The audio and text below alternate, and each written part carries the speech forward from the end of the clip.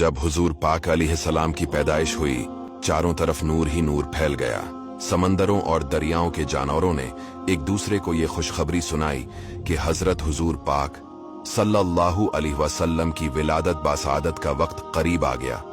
हजरत बीबी आमना रदियल्लाहु ताला अन्हा फरमाती है कि मैंने देखा कि मेरे जिस्म से एक ऐसा नूर निकला जिससे शाम के महल्लात रोशन हो गए।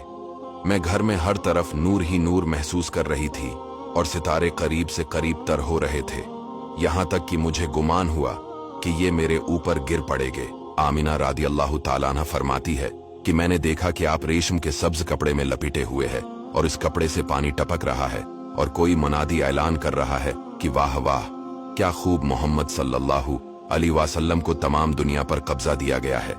अब मैंने चेहरे अनवर को देखा तो 14वें के चांद की तरह चमक रहा था और बदन से पाकीज़ा मुश्क की खुशबू आ रही थी। फिर 3 शख्स नजर आए, एक के हाथ में चांदी का लोटा, दूसरे के हाथ में सब्ज जुमरद का तश, तीसरे के हाथ में एक चमकदार अंगूठी थी।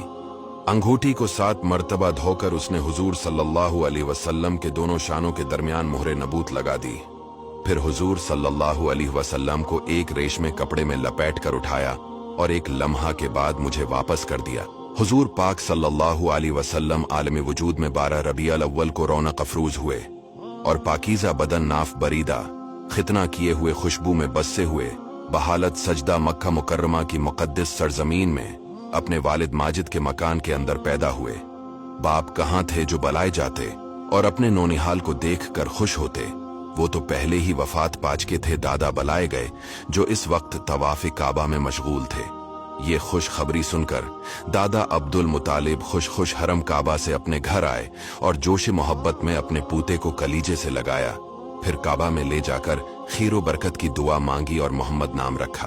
आप अलैहिस्सलाम के चचा अबू लहब की लोंडी स्वाइबा खुशी में दौड़ती हुई गई और अबू लहब को भतीजा पैदा होने की खुशखबरी दी तो उसने उस खुशी में शहादत की उंगली के इशारे से सोइबा को आजाद कर दिया, जिसका समरा अबू लहब को ये मिला कि उसकी मौत के बाद उसके घर वालों ने उसको ख्वाब में देखा और हाल पूछा तो उसने अपनी अंगली उठाकर ये कहा कि तुम लोगों से जदा होने के बाद मुझे कुछ खाने पीने को नहीं मिला।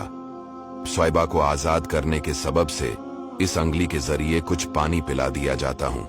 सबसे पहले हुजूर पाक अलैहिस्सलाम ने अबू लहब की लोंडी हजरत सुइबा का दूध नोश फरमाया, फिर अपनी वालदा हजरत आमना के दूध से सिराब होते रहे। फिर हजरत हलीमा सादिया रदियल्लाहु ताला अन्हा आपको अपने साथ ले गईं और अपने कबीले में रखकर आपको दूध पिलाते रही और उन्हें के पास आप सल्लल्लाहु अलैहि वसल्लम के दूध पीने का जमाना गुजरा। शरफा